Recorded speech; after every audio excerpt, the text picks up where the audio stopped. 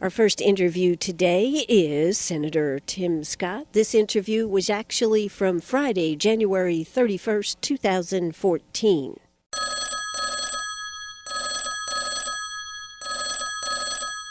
This is WCRS right here in Greenwood, and I have Senator Tim Scott on the line. How you doing today, Senator Tim Scott? It is always good to be on the line with the lovely Ann on the I Love Ann show. I'm doing fantastic. I'm glad to hear that, Tim Scott. I'm glad to hear that, Senator. And I have one, probably the most important question we are going to discuss this morning. I want to ask it first. Are you ready? I am ready. Okay. I need to know, did you get your picture taken with Willie and Corey Robinson of Duck Dynasty? That is the most important question that should be asked. I did not have the good fortune as my good friend Jeff Duncan did, as he got his picture taken at the State of the Union. I did, however, at the Coca-Cola 600, have the opportunity to get my picture taken with Mr. Willie himself. Wow. Okay. So even though you didn't do there, you already had your picture taken then, I guess. Absolutely. Those guys are solid Christian fellows from all I can tell, and they do a great job for the conservative cause. Absolutely. Well, I just noticed that everybody was tweeting out these pictures. I hadn't seen one of you, so I thought I'd better ask. I wish I would have gotten another one, but I'm glad that I had the one that preceded my friends in the States if there's a competition. Okay. Well, there you go. Tim Scott, score one. Well, listen, there's a lot of issues. Of course, the president had his State of the Union address, and I know you put something out on that. But do you have any further thoughts now that you've had a little bit more time? And, of course, y'all have been in session since the president's State of the Union address. And thank you for asking that question. Truthfully, our country finds itself in such a challenging position on so many fronts. Our President's State of the Union did not provide much opportunity for us to be hopeful. But in the end, what we have realized is that there is an opportunity to move our country forward, and that's going to take real effort on the part of Congress, especially those of us in the Republican Party, to bring focus to the absolute need for better skills for our folks in the job market so that they can get better jobs. The President believes in bigger government provides bigger solutions, even though the last 6 years, 5.5 years, have proven that more government means lower performance, higher cost, and less opportunity. And I know that you had actually, after this, called on him to go ahead and pass your Skills Act that you already have in the Senate. Exactly. The Skills Act is a great way to get job training opportunities to the people who need it the most, number one. Number two, it has been passed in a form in the House already, so our conservatives in the House have agreed to it. And number three, there is a great opportunity, if we take advantage of it, to see more people at work. There are 4 million vacancies today around the country that could be filled if the folks in the jobs market had the right skills, and we aim to help that gap be filled. Well, here in South Carolina, there are a lot of programs already going on. Our local Piedmont Tech, and I know this was an initiative that the governor put out there. This South Carolina Manufacturing Certification is a big program, and that's an easy program for people to get into and sign up and get certified. Exactly. There are a number of successful models that already exist. Unfortunately, the federal government often feels like if it doesn't lead, the program is not very good. We have actually experienced the exact opposite. When we see our states and our local governments doing things, we should be willing to follow when we have lack of leadership at the top of the helm. So the programs that you've just described and other programs around the country are factually producing better results than the quagmire pit that we have in Washington. Sure. Now that kind of leads me to my next question. The president brought up the bit about paying federal contractors minimum wage of $10.10. I know this is something that is going to be taken up in the Senate. I believe I read somewhere in March. What is your feeling about the minimum wage? Well, I think the president acting unilaterally is just a bad decision on his part, consistent with his last 5 years in office, but not in the best interest of the American people, number one. Number two, if we're going to have a conversation about income inequality and minimum wage, the fastest path forward is for us to restore the 40-hour work week. The 40-hour work week that's been decimated by Obamacare gives more people better opportunities to experience more money, more take-home pay in their paychecks than a debate over a minimum wage. So your position on this would be? Well, I think the right debate for us to have right now, if we're looking for ways to improve our economy, put more people back at work, is to debate how we restore the 40-hour work week and save the minimum wage debate for another day. It is ultimately going to cost us more jobs than it creates. And the quality of life that people experience can be better improved not by increasing the minimum wage, but by increasing access to opportunities through skills, through education, and restoring the 40-hour work week. Well, that would be making a big cut into what the president says about the policies for businesses and what is part-time and what is full-time. Absolutely, that's one of the glaring facts. Too many jobs that we're seeing created today are seasonal and part-time, and not enough of them are full-time. When we look at the folks who are working full-time, I think the number is around 2 or 3% of those folks working full-time make the minimum wage. The minimum wage is a great political argument. It has an approval rating around 75% of Americans say we should increase the minimum wage. That's a great political argument. Unfortunately, the facts on the minimum wage are very different. The facts are fewer than 3% of the workforce wage, and most of those folks are in their first job under the age of 25 and getting the basic skills so that they can be successful. That's a very different picture that is truly being painted by the president than the facts. So that means that would you think that there should be a two-tier wage? First job wages versus those in the market that have been there for a while? Works currently, that's basically what happens. The first thing that happens is if you are in your first job, you typically make, if you are in restaurants, fast food places, movie theaters, you're making the minimum wage. But after 6 months to a year, you're making more than the minimum wage. Sure. That's for those folks who are experiencing the first job and they're under the age of 25.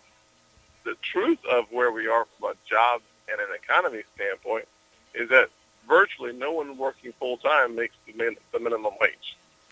That was kind of where I was thinking that things were, because I don't know of anybody that does that has a full-time job. That's really where the rubber meets the road.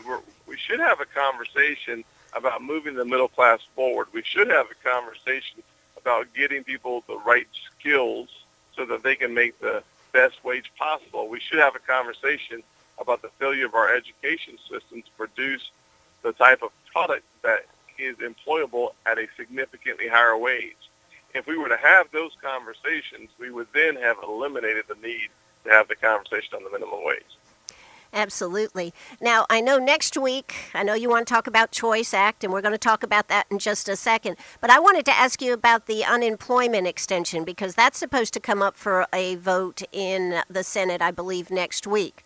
Harry Reid has already said that he has about 55 votes for it. He needs a few more. Where are you going to stand on that, Tim? The most important question we should ask ourselves about the unemployment insurance is, does it help people get a job after 2 years of being unemployed? And the facts and the statistics are very simple. It does not. However, the second most important question we should ask ourselves, since we already have determined that it's not necessarily a policy that produces more jobs, is it paid for? We continue to use an emergency situation that's been around now for 5 years in order to justify 90-plus weeks of unemployment insurance. The truth is that we have a responsibility to either pay for that unemployed insurance, or we should simply not move forward with it being extended. That's the argument that I'm going to have. Those are the issues that I need to have solved before I can put myself in a position to vote yes or no for it. Those are the prerequisites to me being able to determine what's best for the country. Now, the policy that's coming up, or the vote that's going to be coming up, it's just for 3 months, though, not for, didn't it have 6 months additional on it or something? Right. It's just a 3-month extension.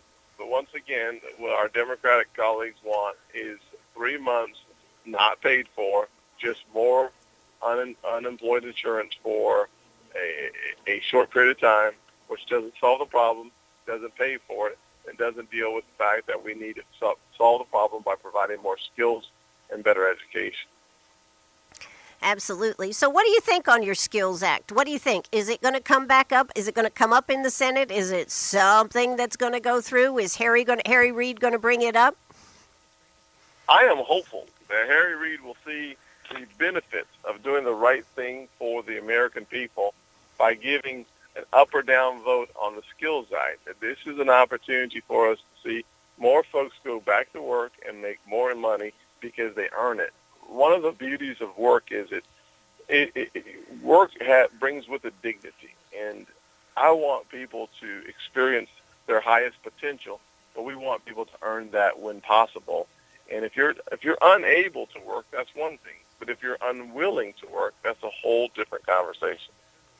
I know, and I think that that the length of time, it does make people unemployable. With great compassion, we should look for the fastest route to employment.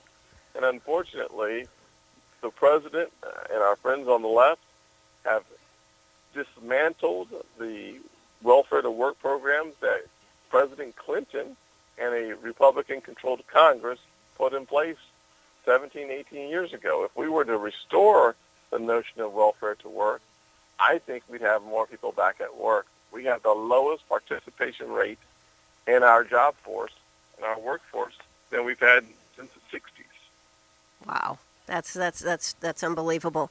Now, Tim, I know that you spend a lot of time, particularly when you're back here in South Carolina, talking to students, inspiring them to stay in school and learn.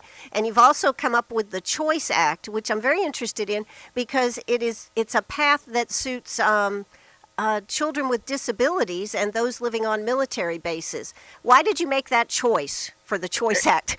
Yeah, I like it. That's good. What's the choice for the Choice Act? And you're good, Ann. You're very good. I'll tell you, from my experience, having toured places like Walgreens Distribution Center in Anderson County, here's a place where 40% of the workforce are disabled folks. They have the highest production of any Walgreens distribution center in the country.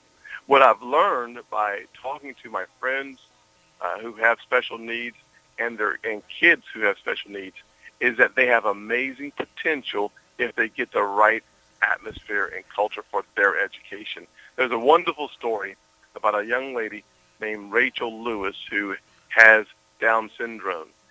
Her parents had to fight to keep her in mainstream classes because they saw the potential in her. Unfortunately, after doing battle and finally winning, they realized that the very teachers who had fought to keep little Rachel out of their classes would then be responsible for educating Rachel. So they sent her to a wonderful school called Hidden Treasure, a private school for kids with special needs, and the results are remarkable. They truly were able to get her through high school. She earned her diploma, and she now not only has one job, but she has two jobs. This is why my Choice Act focuses on creating portability or allowing the parents to choose the school that best fits the needs of the student.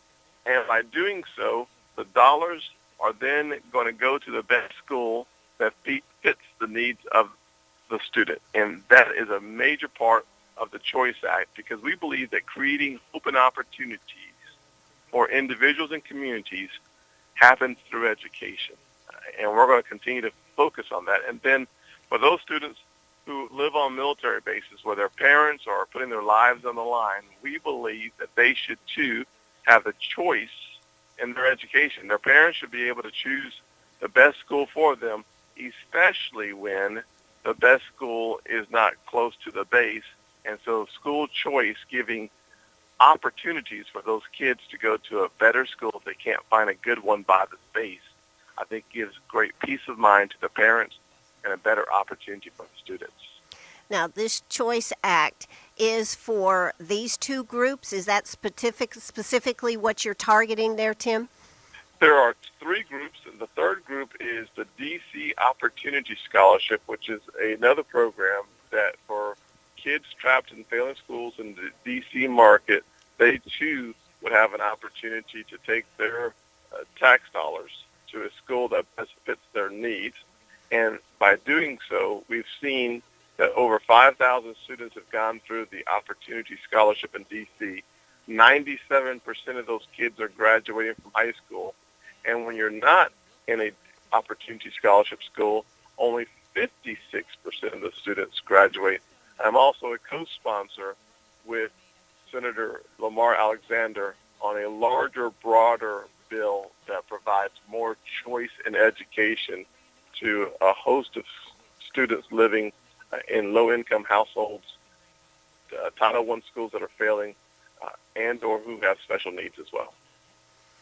So, and this would be a program coming through the federal government? Yes, ma'am. So, and then the dollars would go to the states, and then the states would put it out? Is that how that would be operated?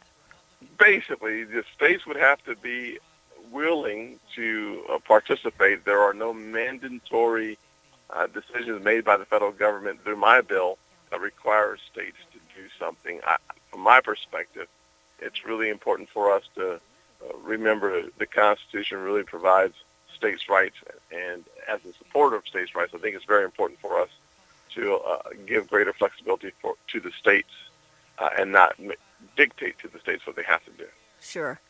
Okay, I have two more questions. One, I know the Farm Bill is headed over there. One of the things, of course, the Farm Bill reduced 1% annual cuts to food stamps.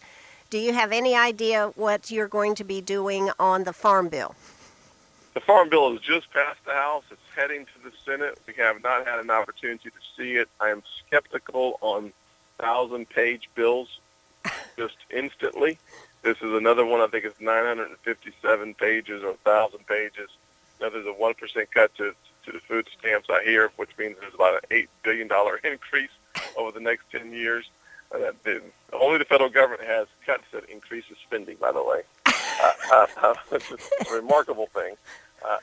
As well as there's about a 4% cut to farmers, but there's also an end to the direct payments to farmers. So there are some positives, not many, and some negatives that I've seen on the surface, but we have to dig into the legislation, as you know, Ann, the devil's in the details. Absolutely. And what did you think about what came out on Benghazi, the report that came out that they knew that night that it was a terrorist attack? And I'm talking to Trey Gowdy next week, so I know I'll get more details. But what was your reaction to hearing that we knew all along that this wasn't about a movie, that it was a terrorist attack? But what do you feel about what you've heard since then? Well, it saddens me, honestly. I mean, we're talking about 4 Americans who will never breathe again.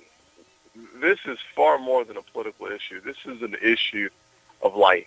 And we owe the families someone being held accountable. We keep hearing that the State Department is accountable, but no one's been fired. No one's been reprimanded. There's been no action taken against anyone. We need to focus our attention on finding solutions. And unfortunately, folks on the Judiciary Committee will have an opportunity again, I believe, to take this issue up. This is something that we should not let lie dormant. it is in our best interest to solve this mystery. Unfortunately, former Secretary of State Clinton and her department has not been held accountable whatsoever. I think that's a travesty. Absolutely. Well, Senator Tim Scott, anything else you'd like to enlighten us with today? Well, God bless you, and thank you for the time. And I look forward to being back on the I Love Ann show as soon as you'll have me back. All right. Thank you so much, Senator Tim Scott. God bless, and keep up the good work. You take care. Bye-bye. All right. Bye-bye. And now for our second interview from Congressman James Clyburn on February 3rd, 2014. I do have Congressman James Clyburn on the line with us this morning. Congressman Clyburn, did you have too much party last night? Well, not exactly. I think I had too much leisure time on my hand this morning. Too much leisure time on your hands? Right. That's what usually happens when you think you got more time than you really have. I'm sorry about not calling in earlier, but I was sort of busy trying to prepare to catch a plane in a few minutes. I understand. Well, I appreciate you taking the time to call us. You know, I've been, I was, as preparing for this, I was trying to think about one of the things we could talk about, and I just wondered, futuristically, are you looking at possibly being a college president or ambassador? I don't think so. I really gave serious consideration a few years ago to that college presidency bit. But that's an itch that left me some time ago, and I'm perfectly pleased to serve out my public service time in the Congress. In the Congress. So I guess you'll be going for another term? Yes, I do plan to run for re-election. I have been prepared for that. I'm trying to get all of that out of the way rather soon because I don't know if you know or not, but my memoirs, being published by the University of South Carolina, will launch on May 5th. And so I've spent some time trying to prepare for a book tour of that. So I'm really settled in to running for re-election and getting the preliminaries out of the way before I start working on this book tour. Well, I hope that you'll put Greenwood on your map and maybe come by and sit with us and talk about your book. Well, I'll be glad to. I do know that that area, Spartanburg especially, so much of the book, I don't know where what your range is, but so much of my book deals with the time I spent in Spartanburg. In Spartanburg, how about that? Right. Well, you know, I don't know if you know this, but I'm sure you know Dr. Benjamin Mays. Oh, knew him very well. In fact, I knew he's from Greenwood County. And Dr. Benjamin Mays was a very good friend. When I was a student at South Carolina State, one of the requirements for freshmen and sophomores was to remain on the campus during the Easter weekend. And the purpose for that was that every Easter Sunday afternoon, Benny Mays delivered a sermon/lecture at South Carolina State, which was required attendance for those of us who were freshmen and sophomores. So not only did I get to listen to him often, I have engaged in personal conversations with him, and I've read his book, Born to Rebel. It's a great book, and he's one of the people I admire greatly. Absolutely. Well, then you might not know this, but Friday night they were celebrating 100 years of the Greenwood Chamber, and Dr. Benjamin Mays was they bestowed the honor of distinguished humanitarian on him. Well, that's very, very well deserved, because I do not believe that Martin Luther King Jr. would have become the person that he became were it not for Benny Mays' influence in his life. In fact, he admits that. Absolutely. And I was I worked with people in Greenwood, GLEAMS, Joe Patton. the acronym, when we worked hard to get Benny Mays' house. And one of the first personal contributions I've made to historic preservation was a check my wife and I wrote to them to help raise the money to relocate the house that Benny Mays was born in. Absolutely. To where they have put it today, and I was there to speak for it. Absolutely. Well, then you'll definitely have to come here to Greenwood, make a trip over there, sit down with us here on WCRS and talk about your book, or maybe we could even do it at the library here. That would be awesome. Well, I had not thought about that, but thank you so much for putting that on my mind, because it would be a good thing to do, because a Greenwood native, a former state Supreme Court judge, wrote the opinion in the case of Orr against Clyburn that I talk about, James Moore. I talk about that in the book as well. How about that? Well, I'll be looking forward to reading your book. So that is awesome. Thank you. But let's just talk about a few current things. What do you think about the Keystone Pipeline? Do you think the president, since you're close to him, do you think we might get that Keystone Pipeline coming through? Yes, I do. I've supported that from day one, and I've been up to Canada, the area where the pipeline will begin. Right. And I've studied that issue very carefully. I've been to point zero of the Alaska pipeline to see where it began. So I don't enter into discussions of these kinds of controversial issues without giving significant study to it. So I was not surprised with the State Department's study that reached the conclusion that no significant adverse impact will be realized with the environment, and I was very pleased with that, and I do believe that the Keystone Pipeline will get built. Now, having said that, I don't believe for one moment the Keystone Pipeline will yield the kind of jobs that people, or the number of jobs that people are talking about it yielding. That is just, I think, very, very inflated discussion, but I do think that it is something that ought to be built. It doesn't take away anything to build it. Absolutely. One of the things I was thinking about, through the history of the Congress and the Senate and everything, we have had such good people who were deal makers, who brought things together. And anymore, it doesn't seem that we have those. And, Pete Seeger died last week, and I was thinking about, where have all the deal makers gone, Congressman Clyburn? Well, a lot of us are still there in the Congress. The problem is that people have allowed sound bites to rule the world, political world, so to speak.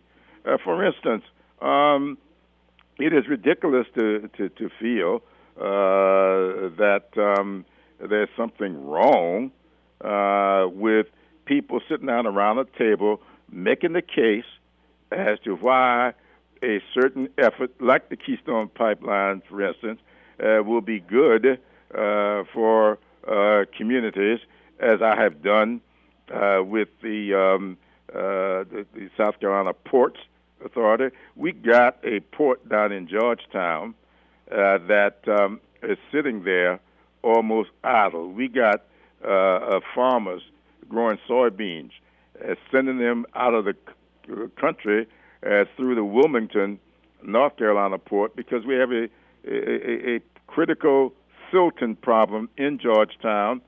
If we could go in there and get that cleaned out, then we could be sending these things out of Georgetown, and it would create great amount of number of jobs and the economy in Georgetown. Why can't we do it? Because the media sound bites have turned people away from the earmarking process. I can sit down at a table, and I can convince people on the committee why this particular program is good for South Carolina, for my constituents. Now, Georgetown is not in my county or in my district. But we've turned people against all of that, and then we wonder why we can't get anything done.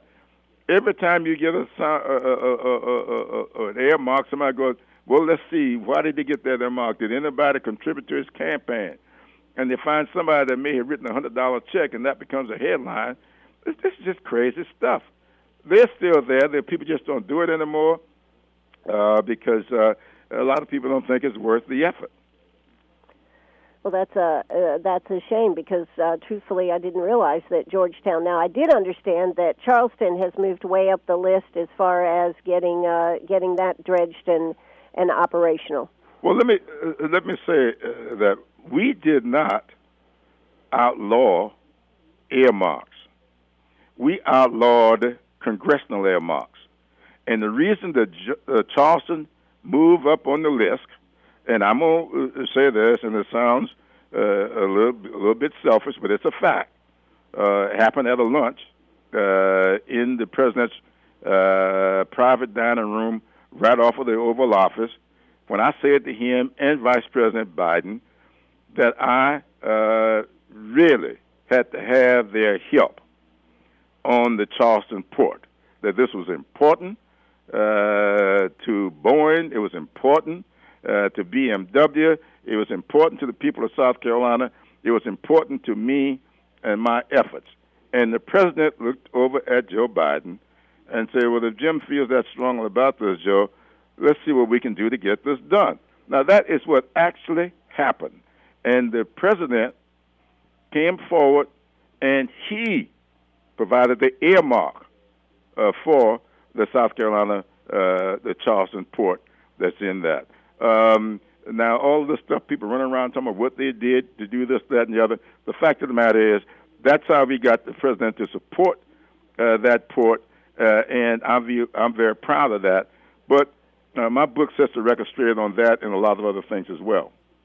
So we're going to have to read the book. Is that what you're telling me? Well, it'll give you, I think, a good insight on how critical it is for a state as small as South Carolina to get people, when you get people in place, not to take the ability away from them to help develop the economy.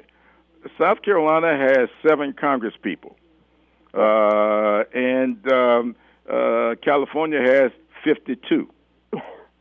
Now, just do the math, and you see who's got the most influence. So if you don't build seniority, and if you don't get the ability to do the deal, as you would say, we did so much, Strom Thurmond and Fritz Hollins. These people did so much because they could do the deal, and right. They did the deal. Well, that's what my point is. Right. Yeah, I'm agreeing with you. Yeah. Well, we need more of those deal makers, and of course, this is the direction that we don't seem to have that ability to move forward. But I am very proud that you did get Charleston moved up there. Well, I have one more question to ask you before I let you go here this morning. What is it now? About 2 weeks ago, Senator Tim Scott and the North Carolina comments that came down. What did you think about that attack on Senator Tim Scott? Well, everybody have their own attitudes about things. I don't, I run my own race. Tim runs his race. He votes the way he thinks he ought to vote. I vote the way I think I ought to vote. And when he was in the House, we canceled each other out quite a bit. So right. I see the world different from the way Tim Scott sees the world, but I express myself different from the way a lot of other people express themselves. So I don't take responsibility for anybody's expressions. I take responsibility for my own actions. Okay, so you really don't have anything to say. Okay. About that, is that right? Well, no, my feelings are one thing, my statements are another. My dad used to tell me all the time when I was growing up, he said, son, anybody that goes around always speaking his or her mind doesn't have good sense. I learned another one. It was called Think Before You Speak, Ann. Yeah, absolutely. That's the same thing. Well, Congressman Clyburn, it's always a pleasure to have you on the show, and I appreciate your insights here. Is there anything else you'd like to tell us here before I let you go? Oh, I think I've said enough. I always enjoy talking to you, Congressman Clyburn. Thank you. I appreciate it. All righty. All right. Bye-bye. Bye-bye. Our final interview today is Congressman Trey Gowdy on February 5th, 2014. I do have Congressman Trey Gowdy on the line with us here this morning. He is a WCRS contributor right here, and it sure is nice to have you on the line with us here today. I'm thrilled to be with you. How are you? I'm good. I got a real serious question to ask you. I did see a lot of pictures out there with Corey and Willie Robinson from Duck Dynasty. Yes, ma'am. Did you get your picture taken? I did not. I sat about 30 yards away from them. They were up in the balcony, and Tim Scott and I were right below them, but they were far and away the most popular guest at the State of the Union, and I would have had to elbow or assault a lot of my colleagues to get to them, and I didn't feel like it was worth the risk. I asked him the same question. He said he'd already had his picture taken at the Coca-Cola at some race or something, so he let other people get their picture taken. Well, the most famous person, the football coach at Vanderbilt just went to Penn State, a guy named James Franklin. That's the most famous person other than Tim Scott that I was with the night of the State of the Union. Absolutely. Okay, well, that sounds good. Well, we've got a lot to talk about this morning, and of course, one of the things that this thing with the IRS, where are we going with this, Trey? I mean, they just have said they're going to reinstate their bonuses. Yeah, that was stunning. The other stunning development, Sunday, of course, the president said there was not a smidgen of corruption. You're right. Which came as a shock to Jim Jordan and Jason Chaffetz and I, because we had just received a letter from the Department of Justice saying they were refusing to send the prosecutor to update us on the investigation because it was an ongoing investigation.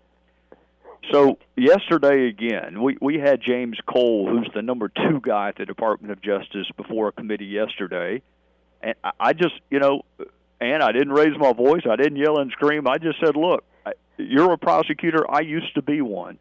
You can't have the president prejudging an investigation and expect anybody to have confidence in it. You need to appoint an independent special prosecutor.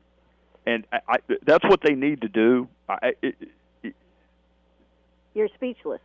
Well, the allegations are so serious that your government would target you based on your political beliefs, and then to have the president say there's not a smidgen of corruption or criminality when he doesn't have a clue. He hadn't been updated on the investigation.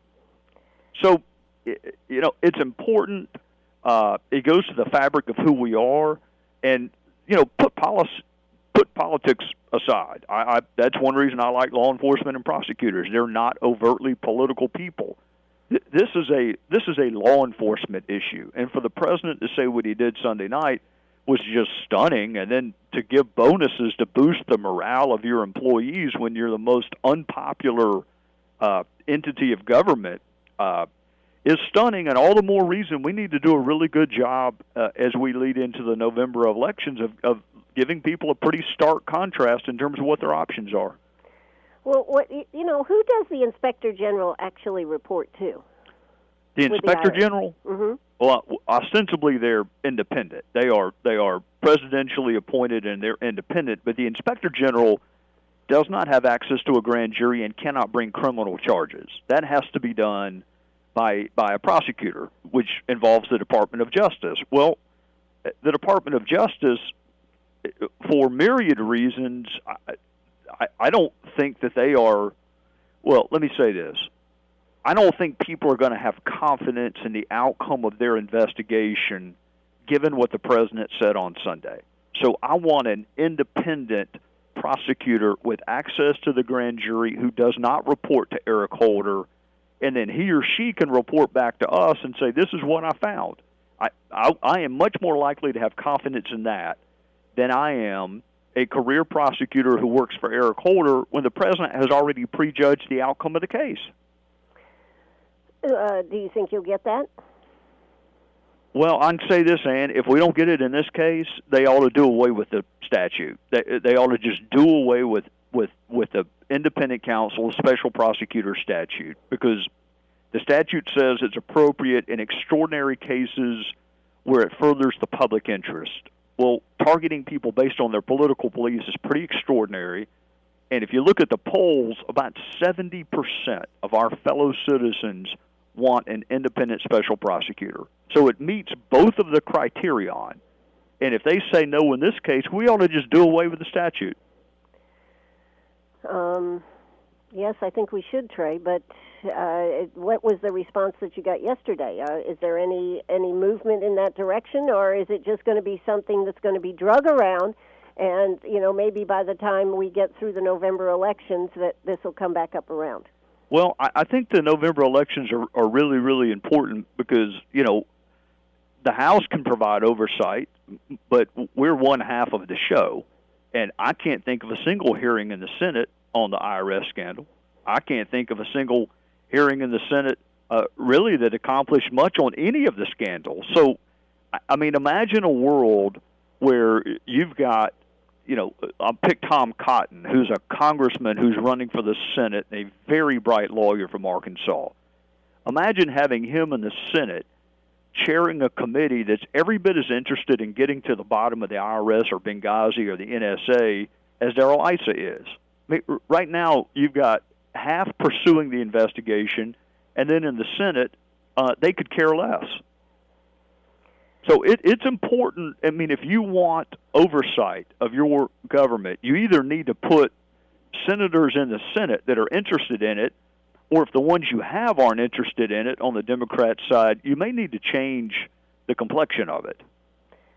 Well, I think a lot of people are just worried that a lot of stuff, like the president saying there wasn't a smidgen there, so then we just get things drug around, just kind of like what happened in the last election, and then people get elected, and then it's too far gone. I think a lot of people are really, really concerned about that aspect, Trey. Well, they should be. It's not a question. My fear is not so much that it get in the rearview mirror. My fear is that there are people waving their hands and screaming at the top of their lungs, but they are powerless to do anything about it. I mean, I cannot indict anybody. That was my old job. I do not have the power to indict. I can't prosecute. I can't put people in jail. I can't compel them to provide evidence to me. And, for the president to say there's no criminality, well, and the image that most of us have from the IRS scandal is Lois Lerner Yes, there was. taking the Fifth Amendment. Well, if there's no criminality, why did she invoke her Fifth Amendment privilege? Sure. It seems kind of like, we've had all these bank regulators running around, right, and doing all the things to the banks. And right here in the government, we have issues, and it's just being glossed over. And now we're talking about, can you imagine banks getting bonuses? The bank regulator is saying, sure, give them bonuses for their morale. It's stunning. The question is, does it become stunning enough that people say, you know what, I haven't been really terribly political in the past because I'm busy working and paying my taxes and raising my family, but enough is enough. And that town and that place and that government is so out of touch with the way I run my life, I'm going to get involved. And I hope turnout is the highest it has ever been in November. And I'm sure if there were a box that said throw them all out, that box would be checked. But if that box isn't on there, then you got to look at the candidates really hard, and you got to ask yourself who is most likely to hold themselves and others accountable. I've been here 3 years. I've gone from Fast and Furious to Benghazi to the IRS to now Obamacare and the turning off of certain provisions. Yesterday we find out we're going to lose jobs and not gain jobs, which some of us already knew. The question then becomes, at what point do the people who get to hire and fire politicians get so upset that they say, you know what, we're going in another direction? And we got a chance in November. Every member of the House is up and a third of the Senate's up. I wanted to ask you, bringing that to a question, I wanted to ask you about Harry Riley, a retired Army officer from Florida. Yes, ma'am. Who's talking about the Operation American Spring. I'm sure you've heard about it. I may not have. You may not have? You may know something I don't know. Well, I'm sure you know a lot of things I don't know. But not as important as you, Trey. But yes, you are. This one right here is about the Operation American Spring, where tens of millions of patriots are going to gather in Washington. Oh, yes. Yes, okay. Yes. All right. Well, the next part of this says that once this second American Revolution has been successful, they're talking about putting the principal people like West Cruz, Dr. Ben Carson, Lee DeMint, Paul, Governor Walker, and Gowdy will comprise a tribunal and assume positions of authority to convene investigations and recommend appropriate charges against politicians and government employees to the new U.S. Attorney General appointed by the next president. You're on that list, Trey. Well, they've obviously got me confused with Tim Scott or Mick Mulvaney or someone else. I am. Listen, I think our framers were geniuses. I really do. My dad and I had this conversation last time I was home. I think they had a beyond human level of wisdom, and they gave us the tools that we need to take control of our government. Again, whether that's a constitutional convention, whether that's elections.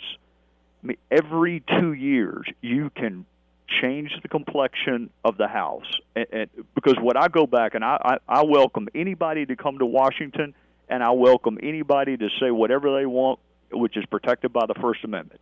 Sure. But the reality is we just had a presidential election. And for whatever reason, and I'll just blame myself, I apparently was not good enough or persuasive enough or whatever enough to convince a majority of my fellow citizens that we needed to change direction. And reality, it wasn't even close. No, if you look at the electoral map, it wasn't close. Correct. So, and I have this debate with my friends all the time. It is, if you're in the majority, then you can say deal the cards. If you're in the majority, you can say, you know what, we're in the majority, deal the cards. We're gonna change the game. If you're not in the majority, then you have to persuade people to change their minds, and that's a totally separate analysis. And I am trying to persuade people who are either apathetic about politics or maybe even went the other way last time but are open-minded to changing their minds. I'm trying to persuade them to give us another chance. And how do you think it's going to work, Trey? I think we got a really good chance to win the Senate if we don't screw it up, and there are several ways we can screw it up, but if we don't screw it up, and then what I propose and what I would hope is if we ever have a Republican president again, no matter who he or she is, that we would have the exact same interest in providing oversight and accountability to that person, even though they're a member of our same party. I would love to hold a Republican Attorney General to the same standard that I've been talking about holding Eric Holder to. I don't change my mind just because my friend is in a position of power. I actually have higher expectations for people that are linked to me than people who are not. Sure. So I think we have one more chance for people who are on the verge of saying, you know what, it's just not worth it. The political process is not worth it anymore. We have one more chance to say, let us lead again. And then if we blow it, then we've blown it. But I am about looking at myself first and how can I be better and how can I be more persuasive and how can I be more accountable, and hope that appeals to the people that I aspire to work for. I think we have a chance in November, but it's not like people love Republicans and don't like the others. For the most part, people don't like anyone connected to politics these days. That is true. That is true. And everybody is pretty much fed up with what isn't happening in Washington. Well, when you have divided government, either people have a sense of humor, which I would imagine has run out, or we're fixing to change the fact that we have divided government. But I can just tell you, having been here 3 years, it is impossible to get much of anything beyond what has to be done to keep the railroad car on the tracks. Sure. It is divided government. And what you get is these mammoth bills, whether it's the Farm Bill or whether it's the immigration bill coming out of the Senate. You get these mammoth bills that really nobody's terribly happy with, but have created enough favor with different groups that it can pass. And the people who get left holding the bag with that are the regular, ordinary citizens. Absolutely. Now, what do you think about the immigration bill that's coming out, and where Speaker Boehner has said that I think he's calling for immigration reform? What do you know about what Boehner's thinking? Well, you would think I'd know a lot since I'm the chairman of the subcommittee, but those principles came out of his own office, and they didn't come through judiciary. When I think about immigration, is this. If you're going to be a national party, if you really want to look the voters in the eyes and say, we're ready to lead, and we're ready to lead on all issues of constitutional significance, and immigration is uniquely constitutional, it's mentioned in the Constitution, then you need to tell people what you're for and what you're not for. Having said that, pieces of legislation or dramatic changes in course or direction require three things: good policy, trust with the people you're dealing with, and timing. And that timing is dictated by the people you work for. The people I work for do not have trust, frankly, in either side, but they certainly don't have trust in the current executive branch, who has not enforced the current law. Sure. So trust isn't there. The timing, I would argue, is not there because the trust isn't there, and other reasons. People are focused on jobs and the economy. Immigration reform doesn't rank terribly high on any list of people's priorities. And with respect to policy, I'm all for whoever wants to be president in 2016 or whoever wants to run for the House or Senate in 2014. Tell people what you're for, and they'll decide whether you're right or not. So the policy part, I don't have any quarrels with that. If you want to tell people what your policy is, if you're, Tom Cotton is a very good friend of mine. He has a different position on immigration reform than Raul Labrador, who's also a friend of mine from Idaho. Tell people what you're for. But in terms of trust and timing, neither one of them exist right now. And I think you're going to see Boehner back off. And I don't think you're going to see anything done in 2014, and you're not going to see it done because there's a tremendous deficit of trust among the people that we work for. Sure. So you don't see that immigration will go anywhere this year? Well, we passed 4 bills out of judiciary and a 5th, the border security bill out of Homeland Security, but they haven't been brought to the floor of the House, and frankly, Ann, there's no consensus. Our colleagues on the other side of the aisle think my bill is too tough, the SAFE Act, so they're not going to vote for it. I've got friends on the Republican side who say, look, Gowdy, I like your bill, but I don't trust the Senate, so we're not going to pass your bill and go to conference. When you don't trust the people that you're working with, Bob Goodlass, the chairman of Judiciary, last evening I spent about an hour with him, and we were talking about trust. You have to trust the person you're working with. And the president in the past has not enforced immigration law. He's not enforced the drug laws. He's not enforced the Affordable Care Act. And then Sunday he concludes that an investigation is over before it's over. So why would we trust him as a negotiating partner? I don't think you would. and since we're not, then I don't see anything happening. And he's got nobody to blame but himself. I mean, he can talk about those mean-spirited Republicans all he wants, but I've got to be able to go back home and tell people that whatever we come up with is going to be the law, and it's going to be enforced, and the border security is real, and the internal security is real, and the E-Verify is real. How can I do that when I have an administration that's going to not apply the law when it's to their political benefit to not apply the law? I can't make that promise to them. And until I can make that promise, I'm not going to push it. So will President Obama just make an executive order to make it happen? He talks about that a lot. I think that's he's trying to fire up his base. Congress isn't popular, but neither is he. And he knows he has no chance to take the House. If you notice the retirements, there have been a slew of retirements on the Democrat side of the House because they know they're not going to take the House. So what he's trying to do is just keep from losing the Senate. He's trying to fire up his base by saying, if Congress won't do this, I'll go it alone. I mean, lay aside how ridiculously unconstitutional that is. He can't do it. He's had a pen and a phone for 5 years. He ain't done anything with it so far. So that's all about trying to fire up his donors and his base so he can hold on to the Senate. Because I can just tell you right now, Ann, if there's a Republican Senate and a Republican House for the last 2 years of his presidency, then he ain't getting none of his agenda through. Excuse my grammar.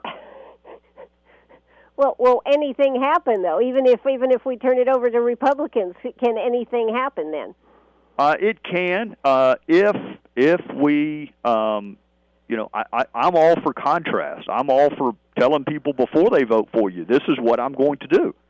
If you like it, then I would be honored if you consider voting for me. If you don't like it, then do not vote for me. What I don't want to do is simply have no platform whatsoever, and our whole election strategy be, well, at least we're not them. We're not as bad as the other side. Because that doesn't inspire a lot of enthusiasm in people to say, well, they're just a scaled-down version of what we really don't like. Mick Mulvaney wrote a piece over the weekend. I hope he'll publish it. And he goes back and he talks about Reagan and bold colors and being unafraid and telling people what you believe and why you believe it and what you're going to do.